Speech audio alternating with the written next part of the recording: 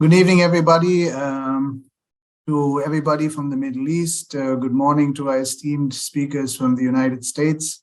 And again, good morning, good afternoon to wherever you're tuning in from. My name is Seby John. I'm a vascular neurologist and a neurointerventional surgeon at Cleveland Clinic, Abu Dhabi. And I'll be chairing this session along with my co-chair, Dr. Syed Irteza Hussain. First of all, thank you, Dr. Suhail Alrukn, President of the MENASO, for giving us this opportunity. Just as an introduction, again, we're very happy to welcome you for the meeting, and I see there are 715 participants already. This is the third chapter of the MENASO Education Academy Cerebrovascular Grand Round Series of 2023, and this is arranged by the Middle East and North Africa Stroke Organization. And MENASO is a region-wide, non-profitable organization committed to a vision to reduce stroke burden in the MENA region. So MENASO Education Academy Cerebrovascular Grand Rounds in 2023 is endorsed by the World Stroke Organization, the Pan-Arab Union of Neurological Societies, the Sheikh Khalifa Stroke Institute, Johns Hopkins Medicine, and the American Stroke Association, American Heart Association. So 2021 and 2022 have been fantastic years for the Grand Round series, with lots of various topics with comprehensive education in cerebrovascular diseases. And on behalf of the MENASO, we'd like to thank all the committees, the delegates, for their outstanding participation and efforts. There were 24 webinars conducted to 2021 and 2022, very fruitful seminars with 50 scientific committee members, 65 MENA regional speakers, 30 international speakers. And what is amazing is they have had more than 30,000 plus participants from 85 countries across the world. So very, very impactful series that has been done by the MENASO. So without further ado, we'll get going with the current session. And we have two excellent speakers who are going to be talking about very, very new topics in stroke, some controversial, and I'm sure we're going to have a very, very nice session. So I will pass it on to my co-chair to introduce himself and the first speaker. Excellent stuff, Seby. So I'd just like to echo those sentiments. This has been a phenomenal ride here with these online webinar series and within the MENASO region and the wider region. So I'm Syed Irteza Hussain. I'm a chair of neurology at Cleveland Clinic Abu Dhabi, and I'm a vascular neurologist and also an endovascular specialist like my friend and colleague, Dr. Seby John. It gives us great pleasure to introduce today's speakers. So the first speaker is going to be Dr. Tashfin Huq, who joins us from Thibodaux Medical Center in Louisiana. And Dr. Huq has undergrad training from Princeton University, after which he went to Tulane, and subsequently has had training in neurology as well as vascular neurology from Cornell, and currently is practicing in the Thibodaux health system. He will be talking about IV thrombolysis beyond 4.5 hours. Thank you, Tashfin, for joining us this evening or that morning over there. And without further ado, I will let you take it away. Thank you, Dr. Hussain. Much appreciated. Good evening, fellows. Good morning, fellow Americans, Canadians, North Americans. Assalamu alaikum to my fellow brothers and sisters. So thank you for this opportunity. I feel very humbled to be able to present in front of such esteemed physicians and researchers who I look up to. So today's topic, let me see if I can share my screen.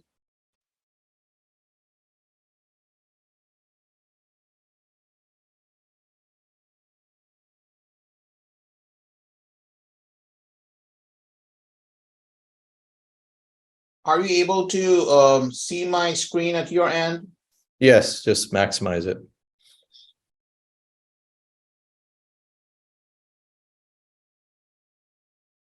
Is that good? Great. It's good. Fantastic.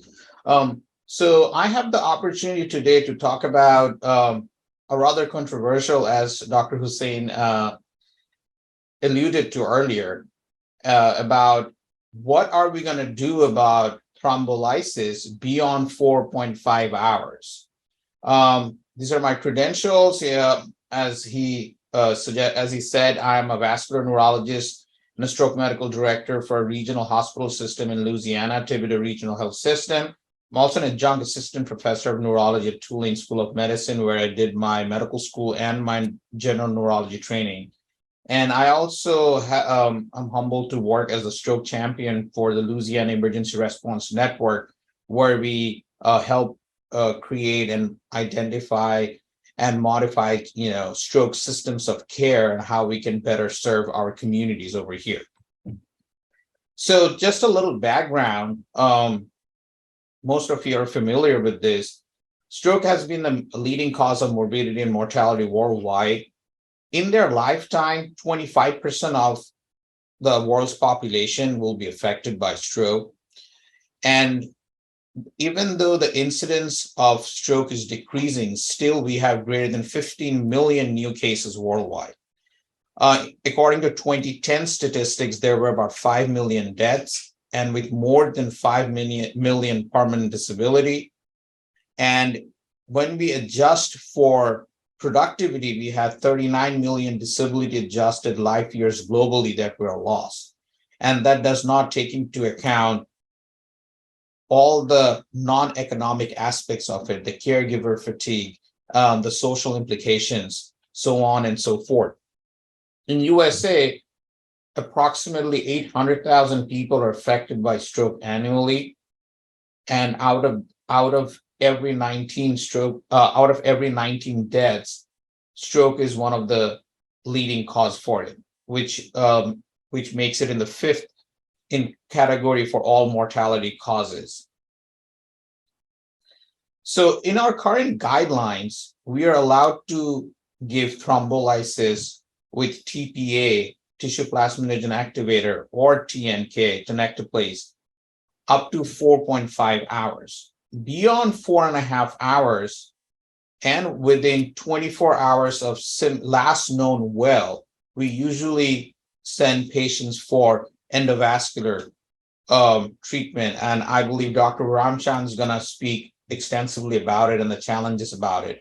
So due to these limitations, this actually creates a lot of confusion in stroke systems of care as to what are we going to do for patients who woke up with unknown last known well time, as well as patients who may have presented to us after their symptoms started beyond 4.5 hours. So most of the treatment options exclude these patients. We got a glimpse of whether this actually going to be fruitful or not in the Wake Up trial, which showed that in the MRI, if we use the MRI studies and the mismatch between the diffusion and the flare sequences, and if DWI, diffusion weighted inversion sequence, was positive and flare was negative, those patients have salvageable tissue and which may benefit from thrombolysis. However, within that, the study criteria and the parameters that they use, we can only identify 62% of the patients who either wakes up with stroke-like symptoms or presents beyond 4.5 hours of symptom onset. As a result, it excludes a large number of patients with salvageable brain tissue beyond 4.5 hours of stroke onset. So now we get into the age-old debate of time is brain versus everyone is different. So if we stick to only the time criteria, we have our limitations are that we cannot treat beyond 4.5 hours with IV thrombolysis according to recent guidelines. However, if we look at other aspects of the patient's physiology, we can look at collaterals, we can look at salvageable tissue, and many other factors, which I will discuss during this talk, that may allow us to extend our treatment window and at least give us some food for thought as to how we can approach patients who are presenting beyond the recommended treatment guideline. So currently, the two schools of thoughts are last known well versus salvageable tissue. We had some precedents in DAWN and diffuse tree trial that time itself is not necessarily the only limiting factor, and that we can use other methods, especially that of imaging, to help us guide our treatment decisions. And the alternative approaches have been CT perfusion and MRI perfusion diffusion mismatch. So which leads us to believe that we can actually treat a much larger population of patients who presents beyond 4.5 hours of last known well.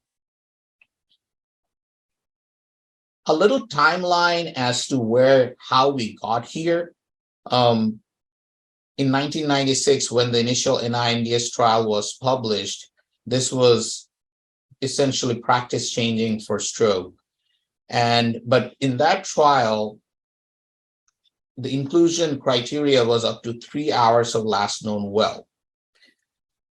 In 1996, after the publication of the trial in 97, FDA approved TPA, and that started the whole thrombolysis journey in our stroke models. After that, another pivotal trial was ECAS-3, extend the window from 3 to 4.5 hours.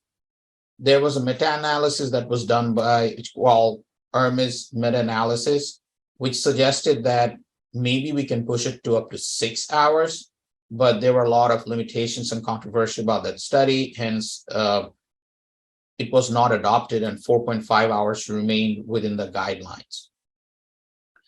The few of the other trials that are mentioned here, I'll go in a little bit more detail in the subsequent slides. One is Extend, that enroll patients up to 9 hours of last known well. Wake Up Stroke, which was a little different than other trials because it enrolled patients up to 4.5 hours of symptom discovery rather than last known well. And also Mr. Witness, which was between enroll patients between 4.5 to 24 hours of last known well, but up to 4.5 hours after symptom discovery. And DAWN, which enroll patients between 6 and 24 hours of last known well. As we know, diffuse 3 and DAWN change the way we practice how thrombectomy, how we choose patients for thrombectomy for large vessel occlusions.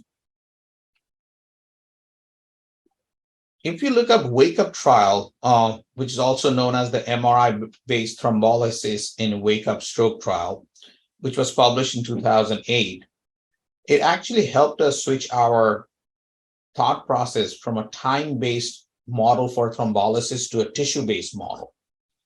In that trial, they looked at the qualitative DWI, the diffusion-weighted imaging, and the flare mismatch in the MRI to identify whether we are thinking about the stroke model very rigidly, just taking time into consideration and not other aspects of perfusion.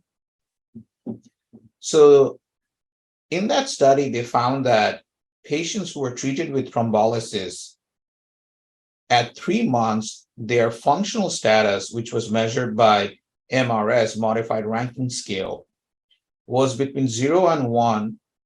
So 53% of the patients who were treated beyond 4.5 hours using the DWI flare mismatch, they had a better functional outcome compared to 42% of the patients who did not receive the treatment and was part of the placebo group. They have also found that the other fear that we have as to whether treating beyond 4.5 hours, as long as they use this criteria, the symptomatic intracranial hemorrhage or ICH that they saw were actually comparable to other trials that were reported. In addition, the mortality increase was also not significant, which gave us some more hope. However, in this trial, they did not use perfusion images, which has been pointed out by several experts as being one of its limitations. So the verdict from that trial, according to my interpretation, is patients with MRI DWI flare mismatch, they do benefit from IV TPA. And as we'll see later during this presentation, eventually this verdict made into one of the proposed guidelines by American Heart Association, American Stroke Association. Another study known as the Extending the Time for Thrombolysis in Emergency Neurological Deficits, known also as the EXTEND study, enroll patients who were last known well between 4.5 to 9 hours. So the way they defined wake-up stroke was it was a time that is which was the midpoint between the last known well and time of waking as last known well. So they, rather than taking the last when they woke up, they actually took the midpoint. They randomly assigned patients to TPA or placebo group, depending on automated CT or MRI perfusion studies.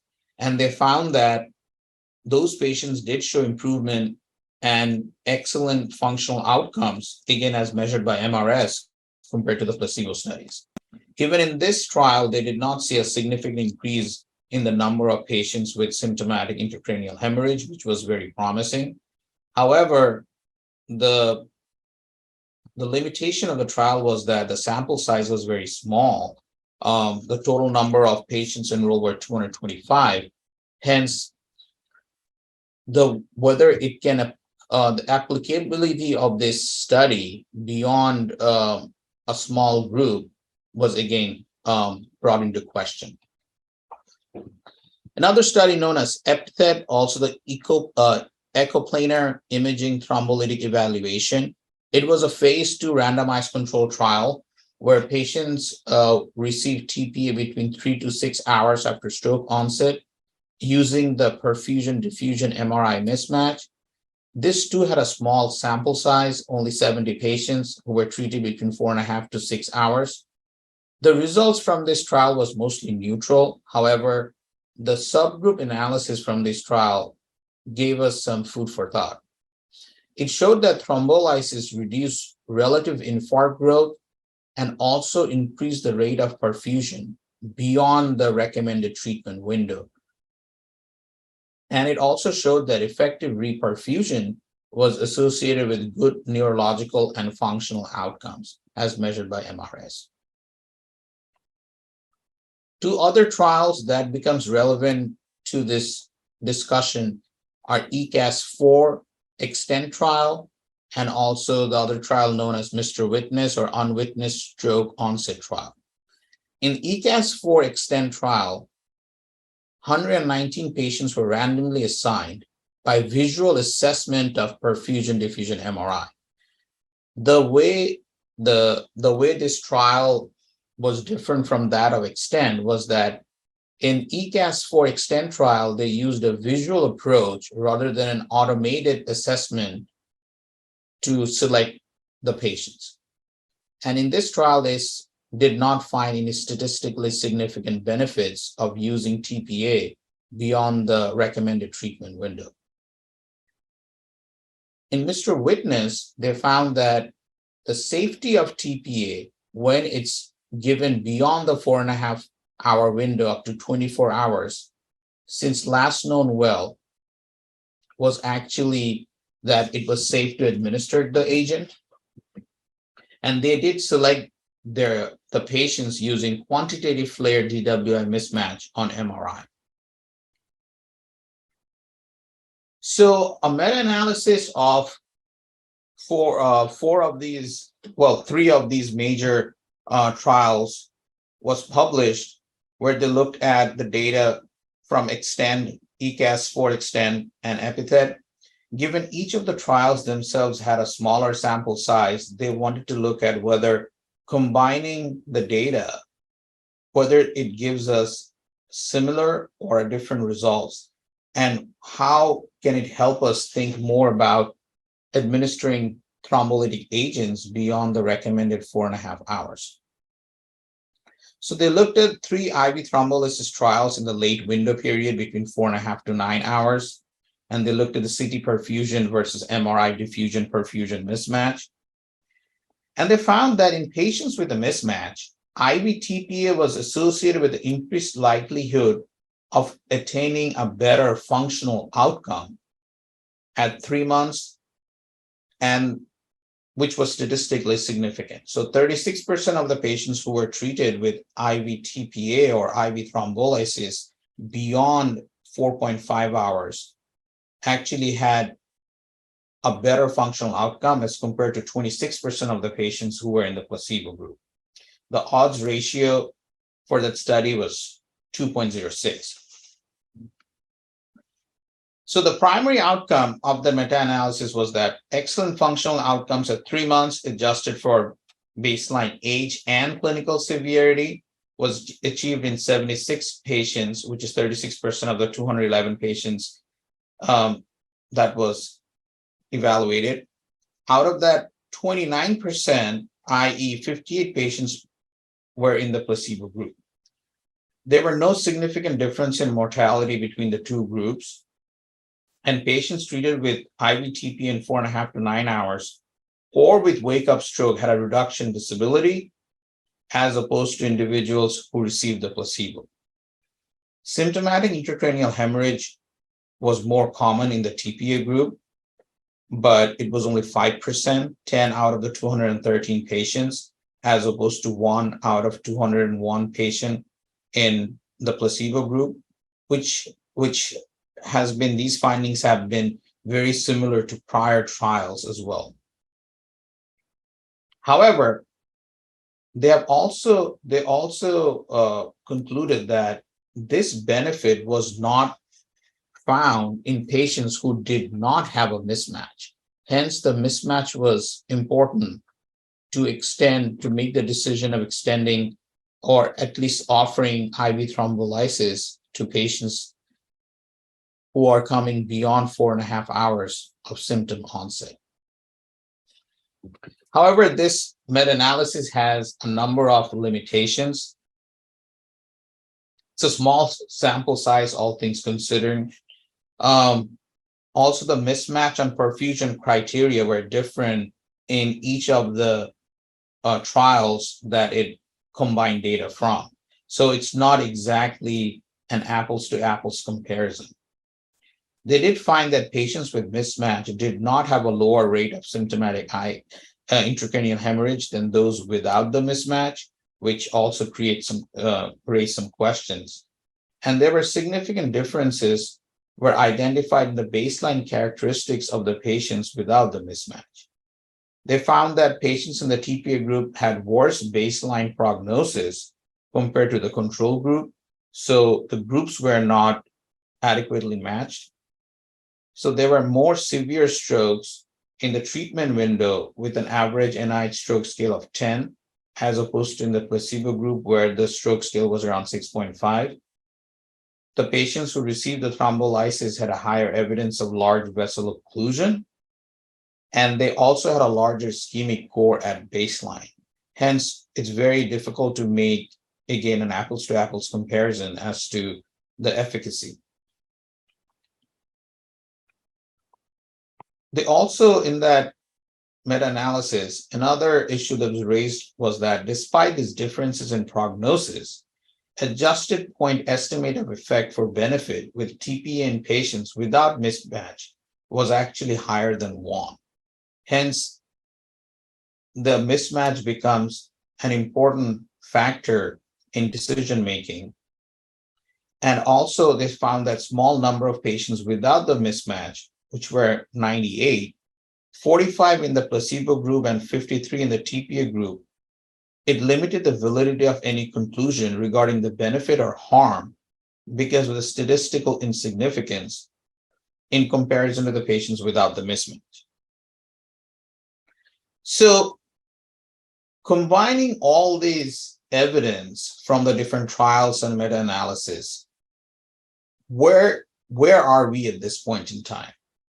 So, the way I think about whether thrombolysis should be offered or not, as when I consider all the available evidence, is that a patient coming with ischemic stroke with last known normal of greater than 4.5 hours, at that point, the critical decision making is whether that patient has salvageable tissue, the core versus the penumbra, that can be salvaged so that we can help the patient and save more of their brain tissue. And the way to determine that, we have two modalities, the CT perfusion, and the other one is the perfusion diffusion MRI and the DWI flare mismatch. If there are no mismatches, then IV TPA can be offered because multiple trials and the meta-analysis have shown improved functional outcome and long-term benefit in their functional and clinical abilities and recovery compared to the placebo group. However, we need to note that TPA patients, patients who receive TPA, they do have an increased risk of symptomatic intracranial hemorrhage, even though those changes, even though the findings were consistent with prior trials, but we cannot ignore that, especially when we are educating the patient and obtain consent because of the drug that we are offering might actually increase the risk of hemorrhage in their brain post-stroke. Hence, the question remains, does the increased risk offset the net benefit? And it's a very subjective issue. From data, it shows that increased risk does not offset the net benefit. However, on an individual patient level, they may choose not to take the risk of receiving IV thrombolysis treatment beyond the recommended treatment window, despite the imaging findings and the scientific evidence.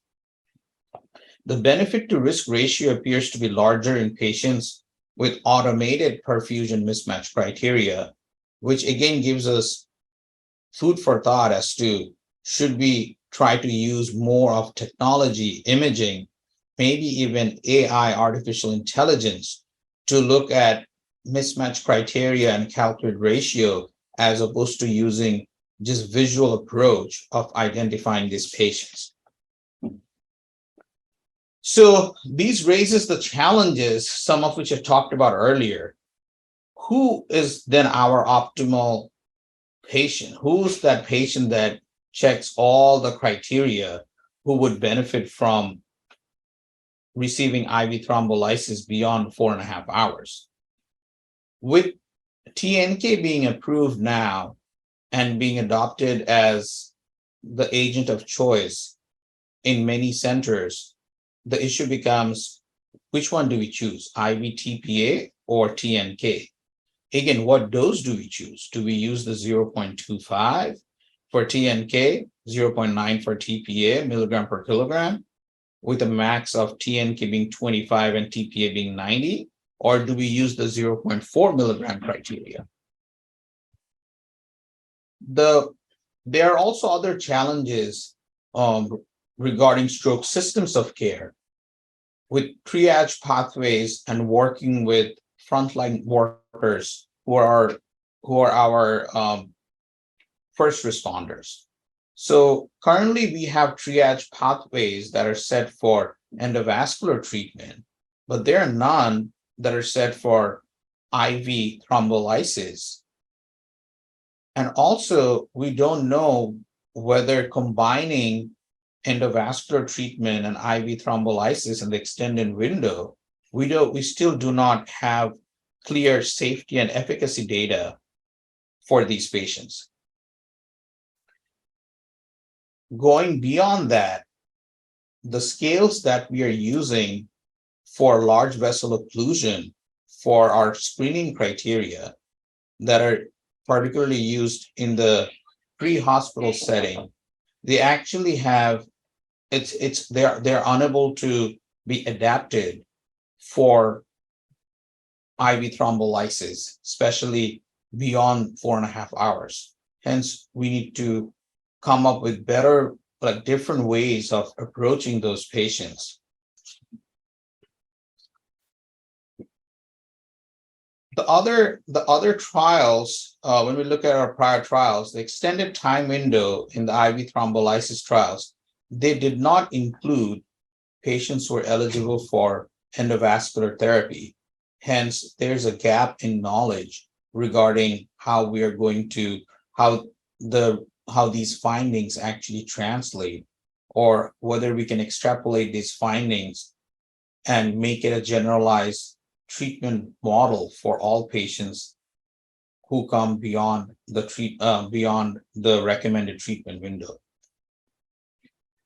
Also, the use of mobile stroke units in many parts of the world, it actually helps greater access to stroke care for a large patient population. But that's, again, we are going back to the systems of care.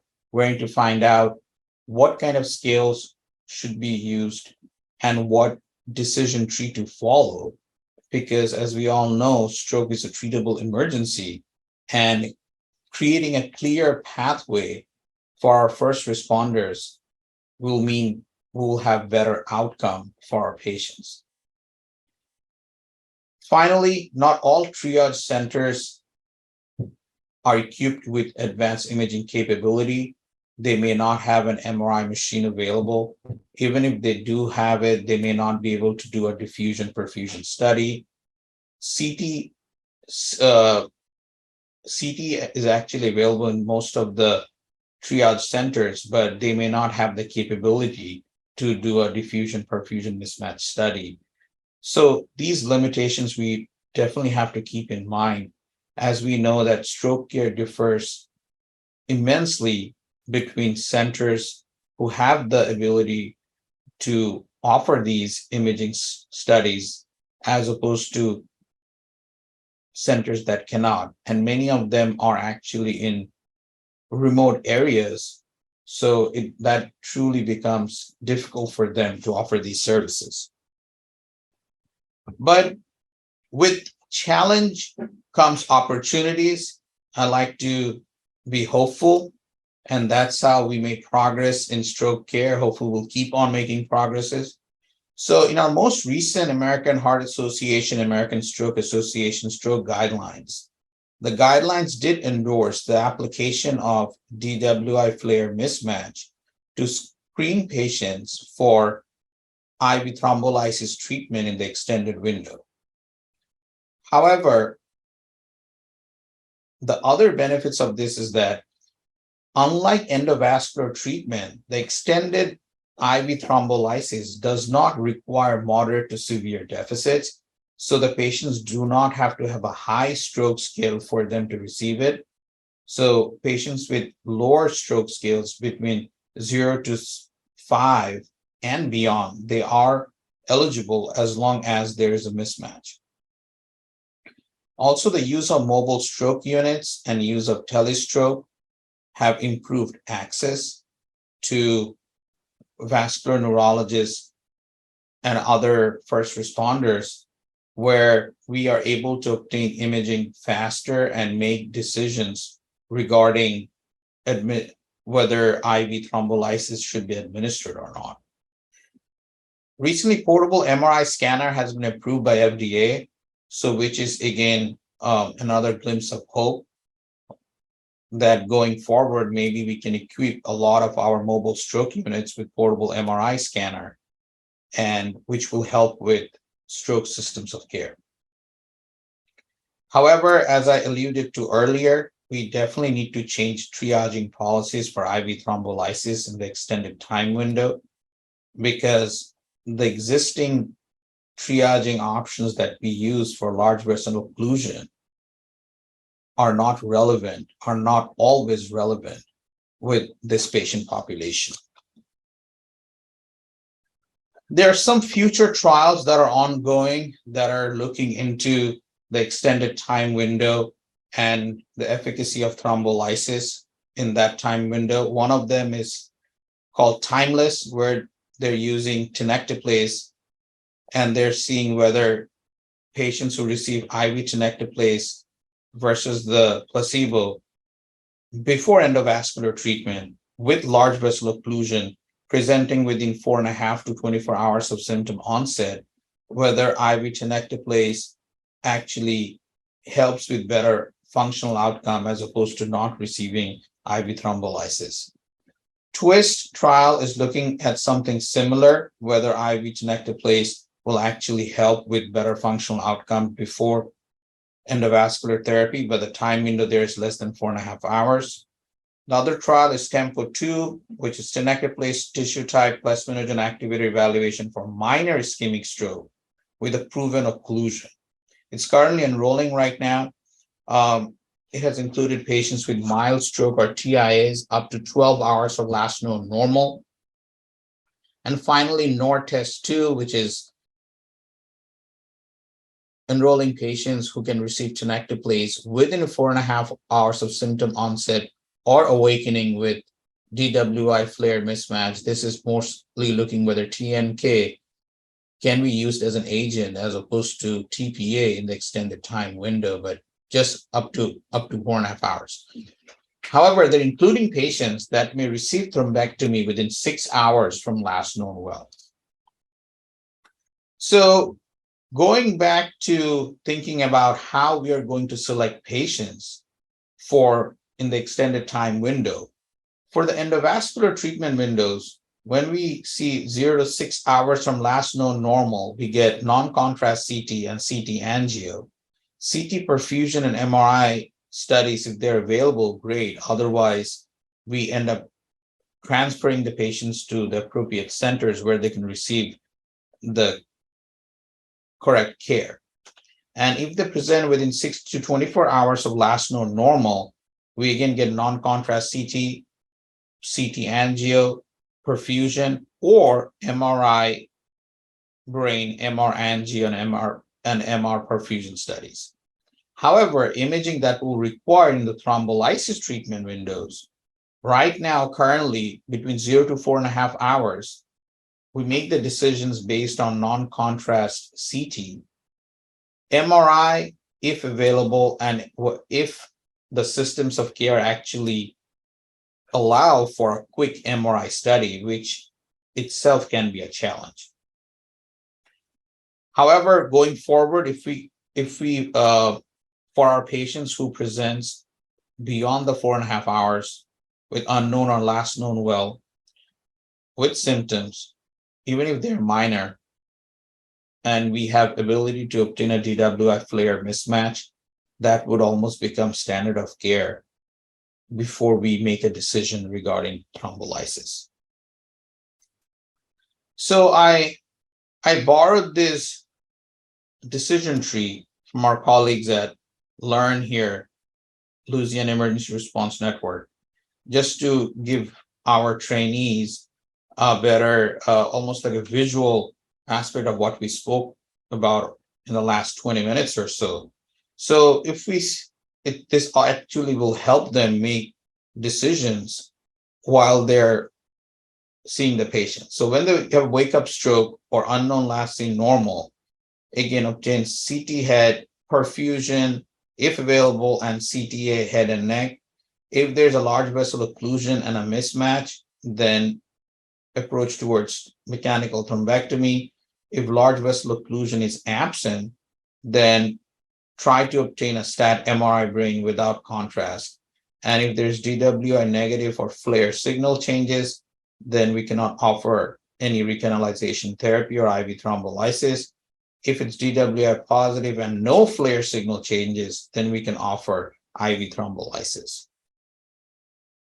This looks at something similar, but mostly with large vessel occlusion and screening for. Excuse me, Dr. Tashfin. Yes. We'll ask you to wrap up because we also have another speaker and we need some time for question answers. So. Sure. Thank you. So I'm gonna just to summarize, stroke thrombolysis in a late treatment window, which is greater than 4.5 hours from stroke onset, with appropriate patient selection using imaging seems to be safe and efficacious.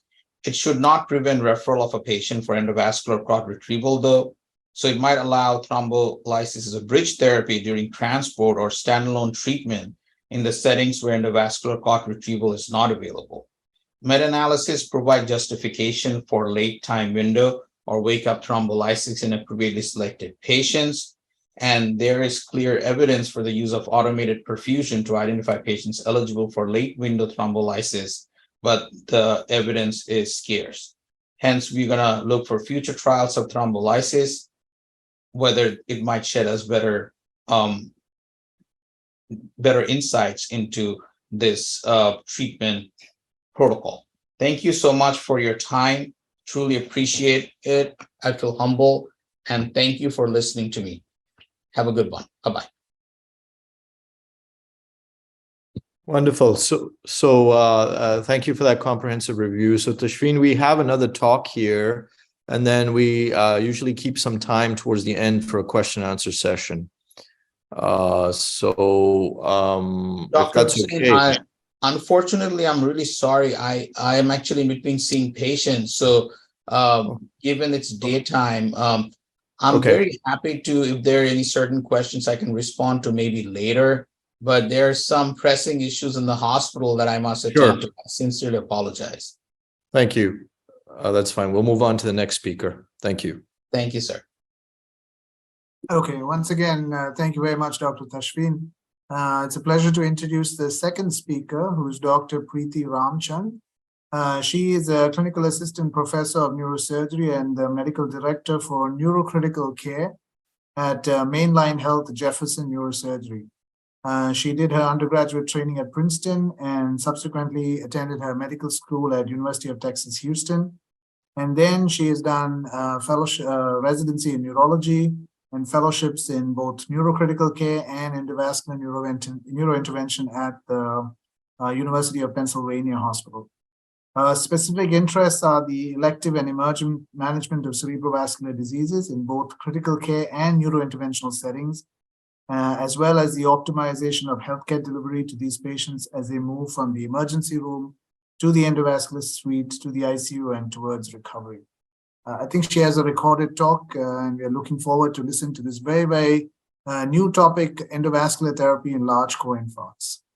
Thank you so much for the introduction. I did record it because I am unfortunately on call, and I'm actually potentially getting a patient transfer coming in for a thrombectomy shortly. Not a large core, but so I'll try to stay on as long as possible, but I may have to jump off here in a few minutes as well. But thank you for the opportunity. Hi, everybody. My name is Preethi Ramchand. I am a neurointensivist and neurointerventionalist as part of the Mainline Health Jefferson University Health System in Philadelphia. And today I'm going to be discussing the role of mechanical thrombectomy in patients who present with large core ischemic infarcts. This is a quick outline of my talk. So I'll start by just describing the evolution of endovascular intervention for acute stroke. I'll then go through the arguments as well as the data for intervening on patients who present with a large ischemic core burden. And then lastly, we'll tie this together with a case presentation. So starting with the timeline, those of us in neurointervention and stroke often refer to the pre-2015 years as the quote dark years, because this was a period of time when study after study and device after device kept failing to show clear benefit of mechanical thrombectomy in patients with acute ischemic stroke. And this was despite iterative advances and developments in both the techniques as well as the devices themselves. But fortunately, the proverbial sun rose in 2015 for us when we saw paper after paper, and these were large randomized controlled clinical studies that were published in the New England Journal of Medicine that validated over and over again the use of mechanical thrombectomy in patients with acute ischemic stroke.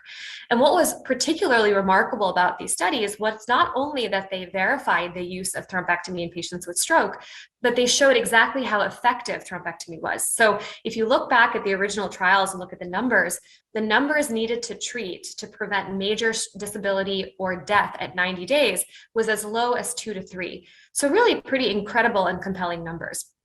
However, it's worth pointing out that a common thread in all of these trials was the following.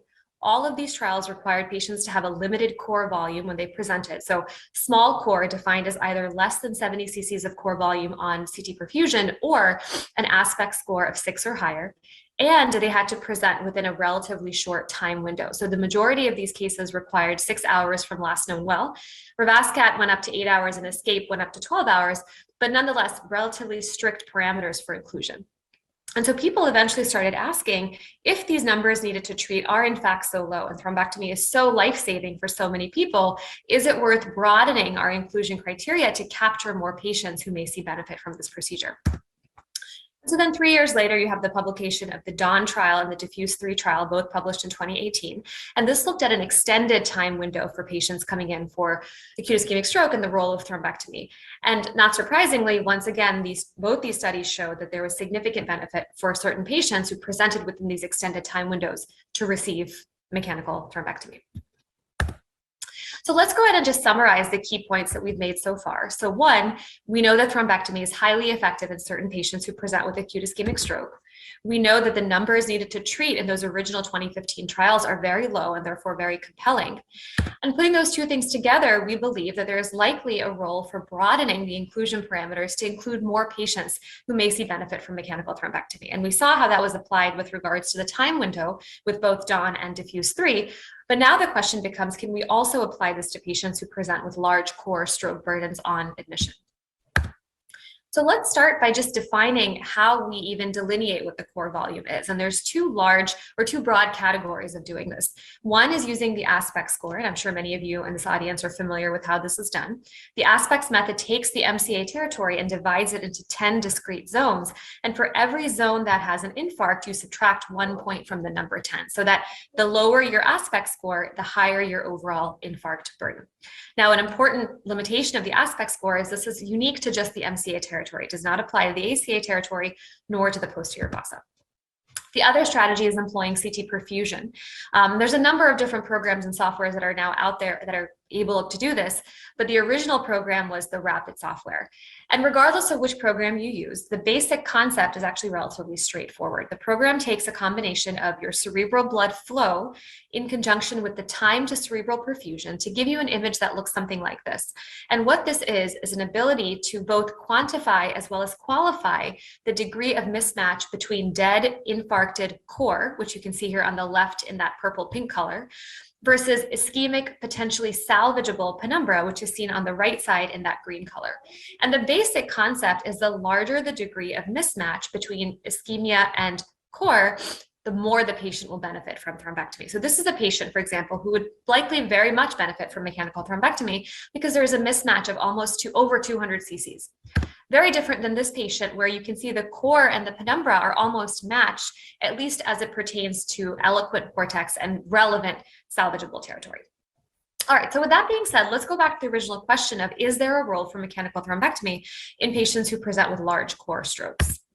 Fortunately for us, we do actually have data to support this argument. This was published very recently within the last couple of weeks and was presented most recently at the ISC conference back in February. And this was the SELECT-2 trial that, again, I'm sure many of you are probably familiar with. And this trial was designed to try and answer that very specific question of the role of mechanical thrombectomy in patients with large stroke core burden. So who did they include? So adults between the ages of 18 and 85 who presented within 24 hours of last known well. So this was an extended time window.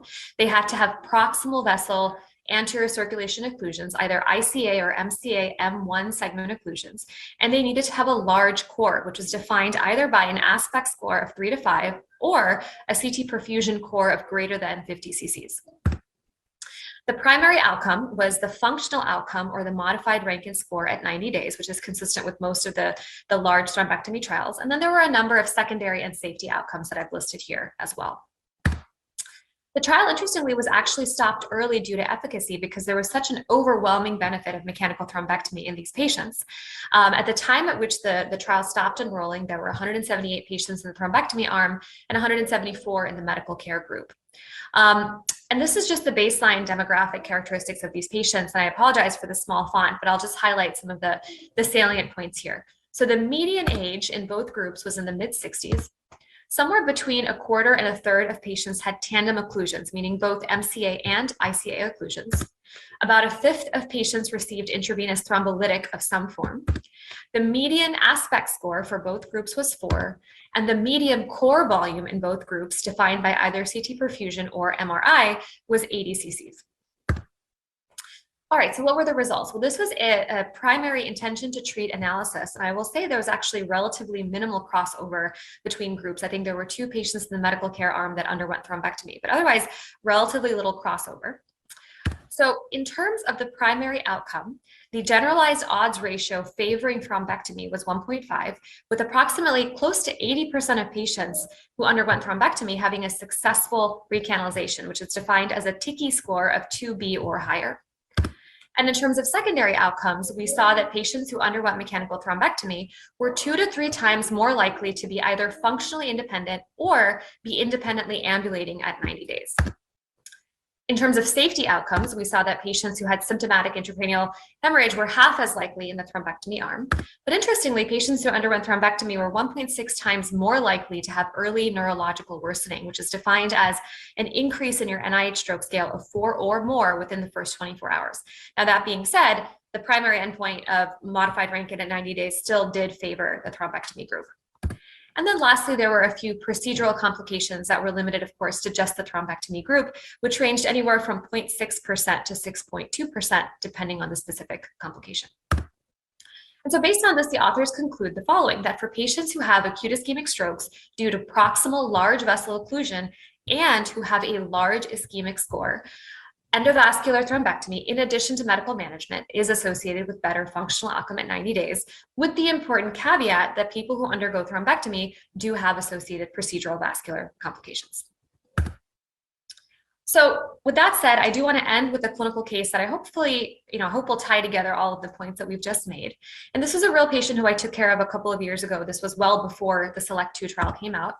It was a 48-year-old woman with no significant past medical history. She was last seen to be normal at 11 o'clock in the morning, and roughly 6.5 hours later had a witnessed onset of a dense left MCA syndrome. So she had a right facial droop, right hemiplegia, left gaze deviation, and was globally aphasic. She presented to the ED where, not surprisingly, her CTA showed an acute cutoff of her left MCA in that mid-M1 segment. And this is what her CT perfusion looked like. So you can see that there is a moderate-sized core, almost a large core, roughly 70 cc's of core, as defined here in that pink color. But there was a very, very large area of penumbra. Almost that entire hemisphere was penumbra, roughly almost 300 cc's of penumbra. And so although she did have a large core, given that she was a young woman who had a proximal M1 occlusion, and despite having a moderate-sized core, had a very, very large area of penumbra, I went ahead and put her on the table. And this was her pre-intervention angiogram. Again, I'm sure many of you are already familiar with how to interpret these studies, but just to review, this is an AP view of a left common carotid artery injection. You can see here the ICA coming up, bifurcates into its terminal branches, the ACA, which goes medially and then up into the interhemispheric fissure, and then the MCA, which starts to go laterally, but then you see this very abrupt cutoff in that mid-M1 segment, which of course correlates with what we saw on our CTA, as well as with the patient's clinical syndrome. The technique that I employed in this particular case was a hybrid approach using both stent retriever as well as aspiration. Just to review what that technique is, an aspiration catheter is navigated up to the proximal level of the clot, after which point a stent retriever, which looks like this, it's a nitinol-based self-expanding stent, is then deployed within the clot. Once the stent is deployed, negative pressure is applied through the aspiration catheter. The entire construct sits there for about 3 minutes, and then the whole thing is removed. And this is what this looks like in real time. So again, this is an AP view. You can see the tip of the aspiration catheter sitting at the ICA terminus. And then all the way out here is the distal radiopaque marker of my microcatheter in an M2 branch. And the microcatheter is the catheter through which I will deploy my stent retriever. And so what we're going to see here is the stent retriever making its way up. It's going to get to the tip of that microcatheter, after which the microcatheter is going to gently be removed. Like I said, this is a self-expanding stent. So when that microcatheter comes back, the stent will naturally flower open. Once it's deployed, that aspiration catheter is then navigated up into that M1 segment, roughly to the level of the clot, and then it's placed on suction, left up there for a few minutes, and then the whole thing is removed. Fortunately for this patient, she actually had both a really good radiographic result as well as a clinical result. So this was, again, her pre-intervention angiogram where we see that M1 cutoff. And this is her post-intervention angiogram, which shows a complete reperfusion of that left MCA territory. This would be considered a TICI3 recanalization. She actually started moving the right side of her body on the table before I even got hemostasis. She was speaking in small sentences the following day, and at 6-month follow-up, she was completely neurologically intact, despite the fact that she had almost 70 cc's of core on her initial CT perfusion. So I hope that the combination of the data that I presented, as well as the case that I just presented, highlights the fact that mechanical thrombectomy is not only life-saving, but it's also quality of life-saving for our patients. And now we have data that supports the use of thrombectomy in not only the extended time window, but also in patients who have a moderate to large ischemic core. And I suspect that the next frontier, so to speak, will be more distal vessel occlusion, such as M2 and M3 branches, maybe even A2 and A3 branches. And studies for those types of interventions are actually underway as we speak. So with that, I'll go ahead and stop. I hope this was helpful, and thank you for your time.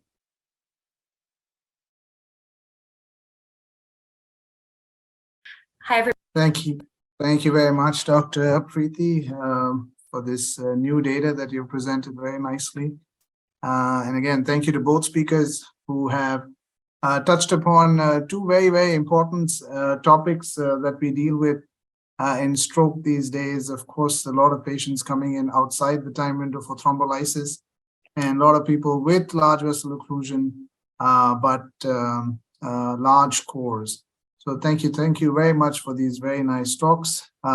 Just some comments for the 1,100 participants. If you have any questions, you can put them on down in the QA, and we'll get to them as we go through the questions. If I can invite my co-chair, Dr. Hussain, to join us. Yep, I am here. So I think we're in this unique situation where you and I will be answering these questions, but such is the virtual realm. So it looks like we have a bunch of questions. So before we get into the questions, I know this the audience over here is a lot of different specialties dealing with stroke, including non-neurologists. Do you mind just explaining the rationale for DWI flare mismatch in wake-up stroke, and what is the rationale for using this imaging? Absolutely. So this is relevant to the first talk that was given, where we're using imaging to decide what is the ratio of salvageable tissue to dead tissue. So for those who are not familiar, so diffusion-weighted imaging, or DWI, is looking at the restriction of water diffusion across cell membranes, and it shows up as bright on MRI sequences. This is a sequence that can turn positive very early on in ischemia. And the other sequence that is being talked about is the flare sequence, which is basically, once that is positive, then that usually suggests that whatever ischemia has taken place is irreversible. So there's a time period on the ischemic line where tissue initially is positive on the DWI image, but is negative on the flare. And there's research to suggest from wake-up stroke analyses that were carried out in the early 2000s that a lot of patients, when they wake up with stroke, they likely are within 4.5 hours of ischemia or the onset of ischemia, and that during that time period, they may be DWI positive, but flare negative. So utilizing these two sequences, you can quickly decide if a patient is eligible for thrombolysis. And that's what the focus of the first talk was on with regards to utilizing thrombolytic therapy based on these images. Thank you.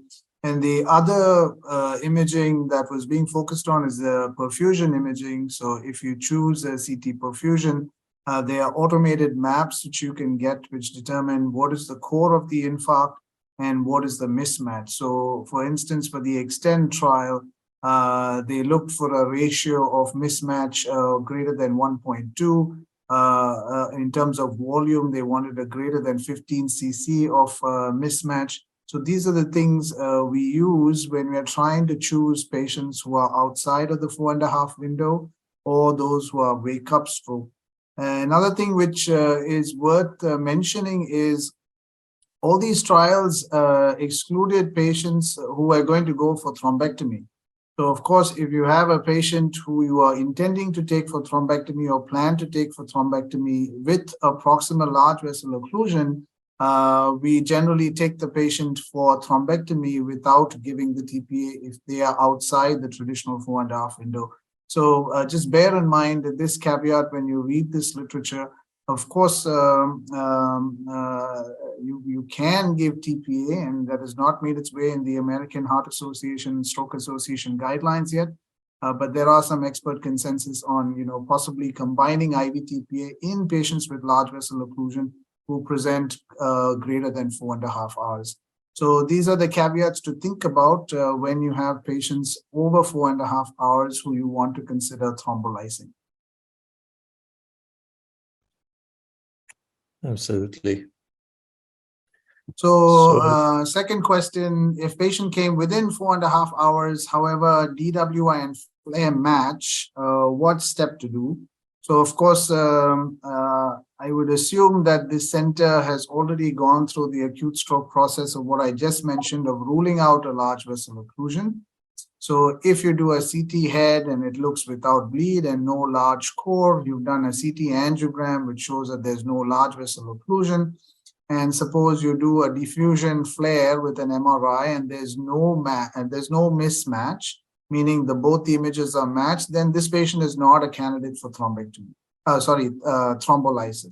So I would proceed with how you manage the stroke medically based on how the stroke looks, size of the stroke, etiology, but you would not do thrombolysis for this patient. You want to take the next one, Irteza? I think this is relevant to I think you already answered this for the perfusion mismatch criteria for thrombolysis beyond 4.5 hours. So we would look at the ratio would be 1.2 based on the extend criteria for thrombolysis. Correct. The following is we are using a tissue clock. Why does EVT have such a longer window of successful treatment opportunity? Surely the tissue damage continues during the EVT process also. So that is very correct. So I think the concept to understand here is the area of ischemia or the burden of ischemia. So if you have a proximal large vessel occlusion, there is a very large area that is at risk. So yes, ischemia is underway from the very moment that stroke starts, and your hope is that part of that ischemia is, or majority of that ischemia is reversible. So if you can recanalize the occlusion and reperfuse the entire tissue bed, the chances of turning around that patient are higher.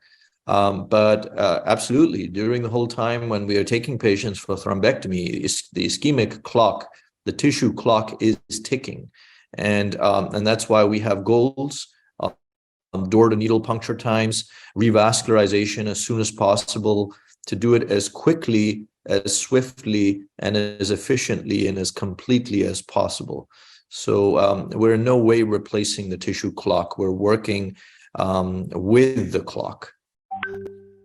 Next one, Seby, if you want to take that. So interesting lecture by saying 25% of the world population will have a stroke.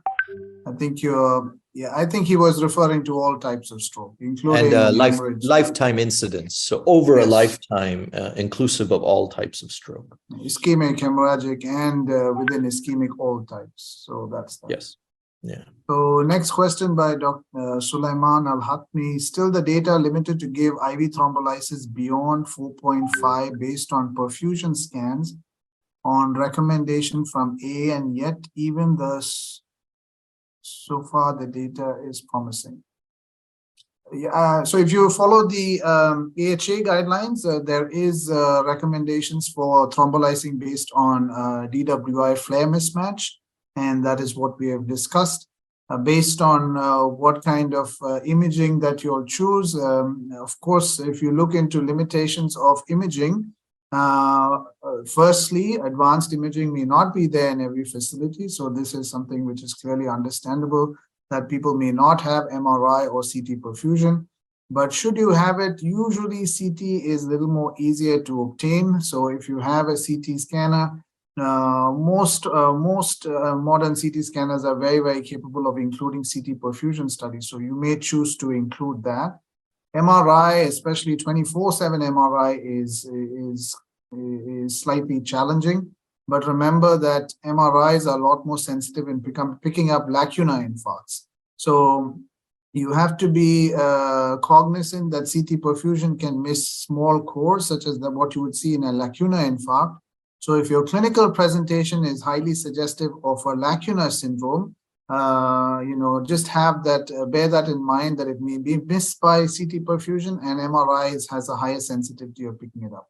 So this is just a small comment regarding the imaging modalities you choose.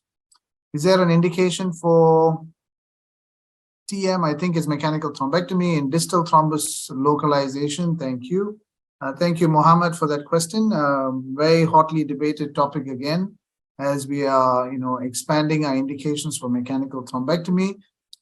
Short answer is we do not know the answer yet. And there are trials which are ongoing to answer this, such as the distal trial. So hopefully we'll be able to have some good quality data soon. But guideline is, more proximal large vessel occlusion. But should you have a very disabling stroke, which you clearly know is related to a distal vessel, such as an M2 or an M3, then it may not be unreasonable in a very good volume center, highly experienced interventionalist, to go after and open up this blood vessel. So that's the short answer, but we're waiting for good quality data. You want to take the next one, Irteza? Sure. Do you consider lysis for those who come greater than 4.5 hours? Is MR mismatch enough to consider lysis for those? So I believe we've addressed this. So yes, if you meet the criteria based on imaging selection, and if there's no large vessel occlusion, then these patients should be treated for IV TPA. What is the major risk of thrombolysis? So that's a good question for those who are not familiar. The main risk that we talk about, the practical risk, is the risk of hemorrhage, whether it's systemic hemorrhage or intracerebral hemorrhage. The most feared hemorrhage is the intracerebral hemorrhage, which is less than 6%. 6% in the original trial. In practice, in large volume comprehensive stroke centers, that risk is a lot lower. And so we try not to focus on that risk. As long as you're following a protocol and following the guidelines, if you're delivering TPA effectively, the benefits outweigh any potential risks. And then the other practical risk that we all talk about is anaphylaxis. So if your institution is considering starting a thrombolysis protocol, you need to have a protocol for managing the airway, angioedema, and then a protocol for reversal of any coagulopathy or life-threatening hemorrhage. Next question. Patient is having a high mismatch. Do we prefer EVT or IVT? I would think that if you have a very high mismatch, please look very carefully for a large vessel occlusion.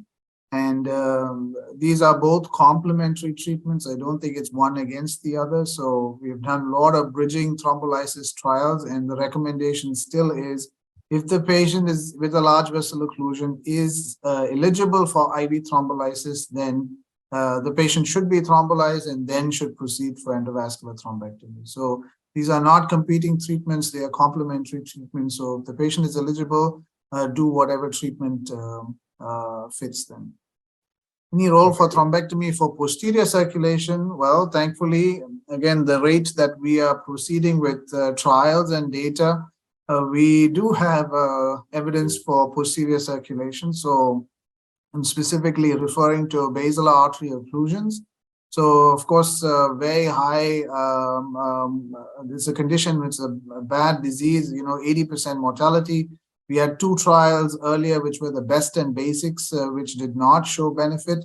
But last year, we have the ATTENTION trial and the Bausch trial, which finally have given evidence for superiority of endovascular thrombectomy over best medical management in patients who have basilar artery occlusion. So anterior circulation has got all the attention for many years, but now we are beginning to refine our treatments and selection criteria for posterior circulation. But we now do have evidence for thrombectomy. Yep. For how long? So the next question is with regards to up till when, I'm guessing, is the thrombolysis window. Meanwhile, we're unaware if it's ischemic or hemorrhagic. So clearly this is somebody who doesn't have experience with thrombolysis. And so I think it's very important. The biggest safety principle here is that you have to have an image that visualizes the brain and rules out the presence of intracranial hemorrhage before you consider IV TPA or any thrombolytic agent, tenecteplase. So please, we have to distinguish between hemorrhagic stroke and ischemic stroke. The next question is, within 4.5 hours, just do non-contrast CT and not worry about MRI. Absolutely. There's no role for MRI within the first 4.5 hours. MRI-based thrombolysis is not what we're talking about. We're talking about the expanded window, the extended window. Okay. And so the effective one is CT. Okay. What about posterior circulation and imaging and acute presentation? Can it miss the infarction? I think that's where you have to have a good clinical exam and index of suspicion. So symptoms of the posterior circulation, which are referable to posterior circulation, ataxia, dizziness, bulbar signs and symptoms, gaze preference, pupillary changes. They're usually tip-offs on the exam. And in any involvement in consciousness, really consider the posterior circulation. CT can potentially miss things. That's why you have to look very closely. For any acute stroke paradigm, we usually do CT and CT angiogram, looking for large vessel occlusions in the posterior circulation. However, if it's still inconclusive, then hyperacute MRI may be of use in the appropriate setting. If CT and C2 angio is negative, is it necessary to do MRI, DWI, and FLAIR? Well, I guess the question is, what are you trying to achieve here? If somebody is within 4.5 hours and they have a disabling stroke, and if the CT is negative for bleed and the CT angio rules out large vessel occlusion, you can just give them TPA. You do not need to do an MRI. Now, if you're questioning the diagnosis and if MRI is readily available and it won't incur a delay, in that scenario, you may. But if you're past 4.5 hours and there's no large vessel occlusion, then you may use MRI, DWI, FLAIR mismatch to determine if there is salvageable tissue. Seby, you want to take the next one? Yes. So this is, again, what we've discussed before. If you're using perfusion maps, a lot of times we have automated software now. So for instance, I can tell you the one which was used in Extend was the Rapid software. And in that, core is defined by CBF less than 30%. And the area at risk, the penumbra, is Tmax greater than 6. And then you look at the amount of core, the mismatch, and the mismatch ratio. So the mismatch ratio 1.2 is what we are alluding to for thrombolysis. You may see different values for this based on what you're looking at. For instance, thrombectomy is 1.8.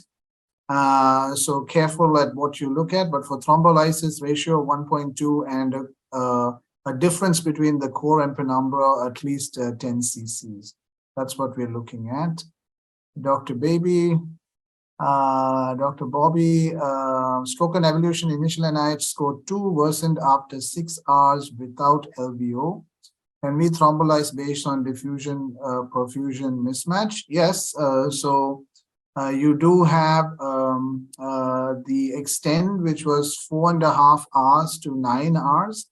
So you could consider doing perfusion imaging. And if there is a mismatch with these criteria that we just spoke about, the patient is eligible for thrombolysis. So remember that NIH, one of the speakers alluded to it. NIH is a number, even though it may be low, it can be disabling.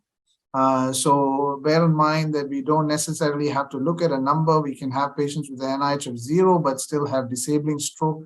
This is particularly true in the case of posterior circulation affections and fluctuating strokes. A lot of them do tend to worsen later on. So have a low threshold to consider thrombolysis in these patients.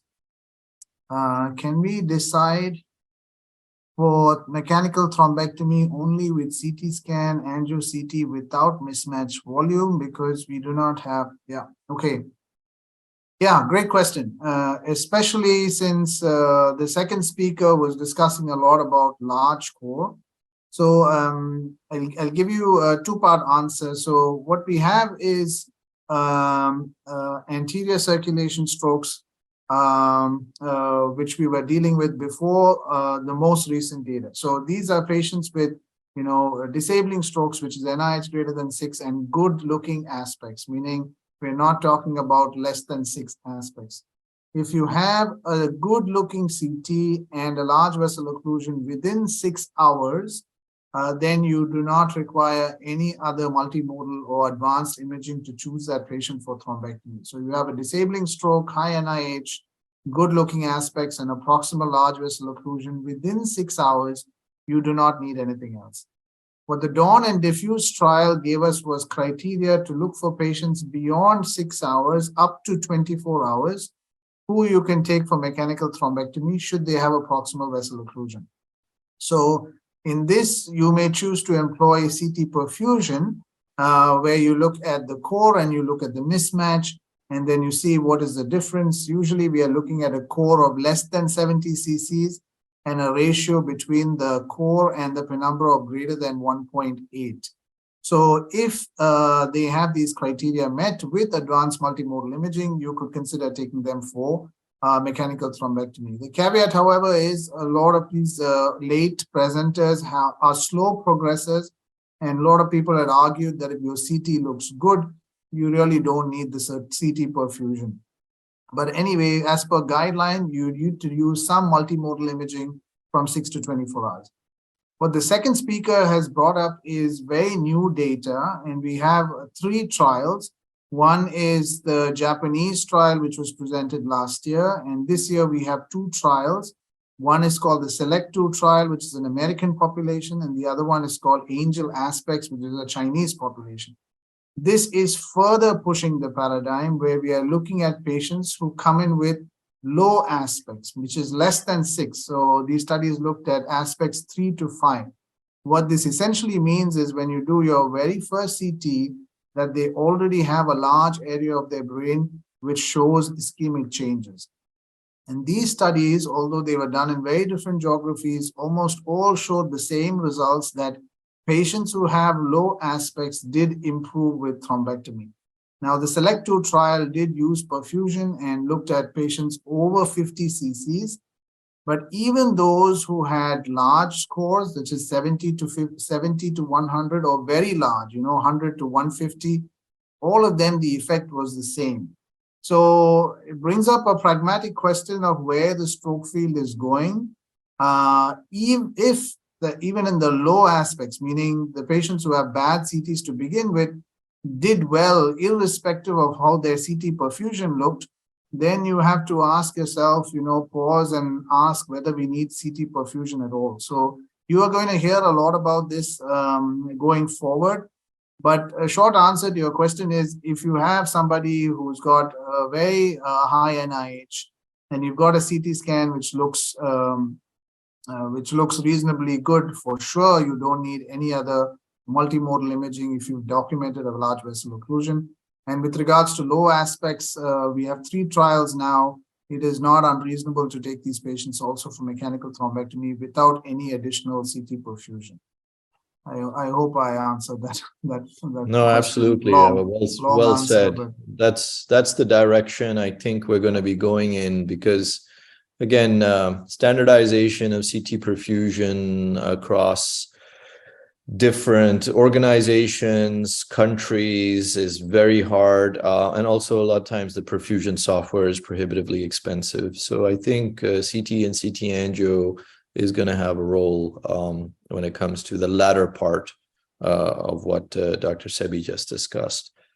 So quickly, let's try and wrap up some more quick questions. Our friend Habibullah Kamran has asked, role of TPA in capsular warning stroke, your experience.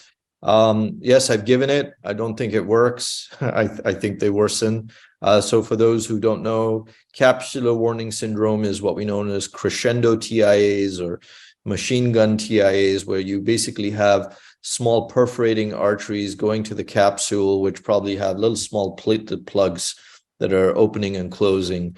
So that being said, the guidelines currently say that for lacunar strokes, we should be giving TPA, and we should give TPA if they present within the window, but I'm not too sure about that particular scenario, how efficacious it is.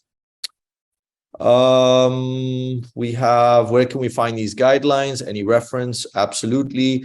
So American Heart Association, American Stroke Association guidelines are frequently updated as more literature comes through, and they are always open access and free to access. Likewise, European Stroke always has these guidelines to access. Last couple of questions here. Patient comes in with an MI and acute stroke. Are there any practical tips with regards to TPA and or recanalization? Seby, you want to take a crack at that? Yeah, if the patient is within time window, you can certainly thrombolize, and thereafter it depends, how critical the patient is. Usually, I think the heart trumps the brain with regards to hemodynamics, how bad the patient is going to be with regards to hemodynamics. So a lot of times you have to fix the heart first. And again, if within the timeline, we can certainly do a thrombectomy, but usually administer thrombolytics, and then it will be the cardiologist fixing it, especially if it's a STEMI. And then, you can reassess and see whether we need a thrombectomy. How many hours can we do MRI? Brain with perfusion after, I think we've addressed these questions. How long does a CT perfusion take to process? So we acquire the images within usually 3 to 5 minutes, and the processing time, the turnaround time based on the software is around 10 to 15 minutes. I would say it's a 15-minute turnaround time. Yeah. Okay, so one of these we spoke about, acute stroke and MI. The last one patient came within the window, given TPA and gets symptomatic ICH and PE. How can we appreciate this case? Yeah, TPA, as Dr. Hussain said, there is about a 6% chance of hemorrhage, especially intracranial hemorrhage, which can be a devastating problem. So of course you have got to take care of that, especially if it's in the hyperacute period. And then the pulmonary embolism, based on how severe it is, if it's causing a lot of right heart strain, it may need a thrombectomy, but certainly will not be able to administer any heparin in the acute period if somebody has developed an ICH. Good, I think we covered a lot of ground. Anything that you think we have missed, Irteza? No, I think we just quickly summarize. So first of all, we thank our speakers. Obviously, they are in a different time zone, so they could not stick around with us. They're during daytime work hours over there in the United States, but we thank both of them for presenting. Dr. Tashfin reviewed the literature with regards to wake-up stroke. It's an important option for institutions that would like to deploy it. Obviously, they will need the multimodal imaging, either MRI, diffusion, flare mismatch. So developing an acute stroke protocol for your MR, which is very practical and doable in most institutions. It takes about 10 minutes to do if you have access to an MRI scanner. So that would be worth exploring. And then, Seby, would you like to summarize the second talk and any take-home points? Yeah, and Dr. Preethi Ramchand spoke about low aspects or large core and thrombectomy. I think this is going to be coming up more, especially since we have 3 randomized controlled trials which have shown very, very robust data. What this means is, on one hand, it could be in simplification of our systems of care, where essentially what we need is a CT head and a CT angiogram and does not require any other multimodal imaging. But on the other hand, systems of care are going to need to adapt significantly to see how we deal with this smaller subgroup population. There are a lot more questions about, what are the costs associated with this, what are the ethical decisions, but I think we have robust data that even patients with large core do benefit from a thrombectomy procedure. And I think you will see some changes coming along even in guidelines. So two very, very interesting topics, well summarized, and of course, a very attentive audience who's asked us a lot of practical and day-to-day questions as well as difficult questions. So I hope we've given you a gist about these two topics, and I think we'll wrap it up. Agree. So good night, everybody. Thank you for joining us, and see you for the next MENASO webinar.